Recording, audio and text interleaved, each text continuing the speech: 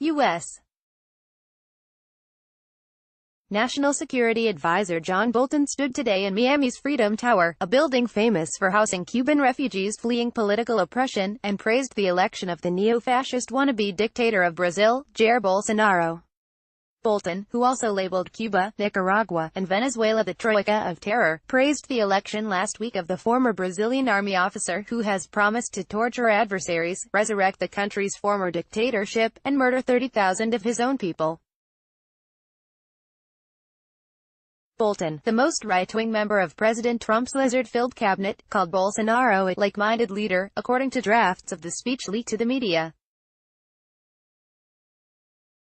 Bolsonaro, who drew the most votes in the election this past Sunday, was long considered too insane and fringe to be a serious candidate in Brazil, but thanks to a combination of fake news, right-wing media campaigns using WhatsApp in Brazil, a series of soft coups against left-wing leaders Dilma Rousseff and Luiz Inácio Lula da Silva, and a breakdown of the general economic order propping up the Brazilian economy, Bolsonaro seemed a reasonable option to many Brazilians.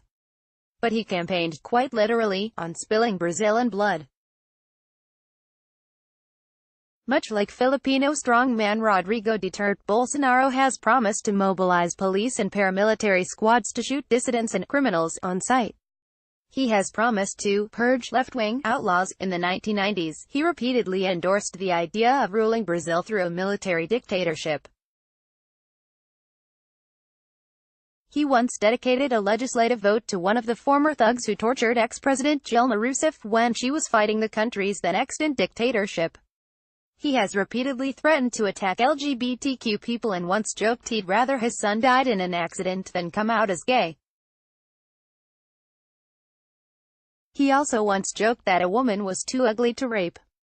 He has called Adolf Hitler a great strategist, threatened to kick human rights activists out of the country, admitted to using public money to get laid and hit on women, and repeatedly said he plans to kill his enemies.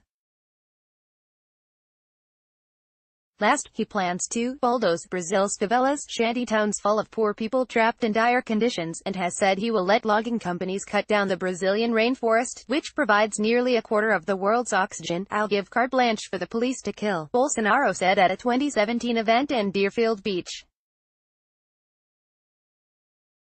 Bolton just called Jair Bolsonaro a like-minded partner in Latin America whose election should be seen as a positive sign. Jesus Rodriguez, at Jesus Rodriguez EB, November 1, 2018. There are obvious reasons Bolton would call the new Brazilian leader a like-minded ally. Bolsonaro has again and again praised Trump, and many of Bolsonaro's cult-like supporters wore "Make America Great Again" gear during the Brazilian election cycle. Trump has already called Bolsonaro to congratulate him on his win. He has been repeatedly called the Trump of the tropics, but that descriptor honestly doesn't do the new leader justice. His rhetoric has been far more violent and anti-democratic than even Trump's. Bolton arrived at the Freedom Tower today to announce a series of sanctions against Cuba, Nicaragua, and Venezuela, three countries led by leftist leaders. Those nations have their own issues with political oppression and state-sponsored violence. But, to be frank, the leaders of those three nations have not come close to promising the sort of open bloodshed that Bolsonaro supports.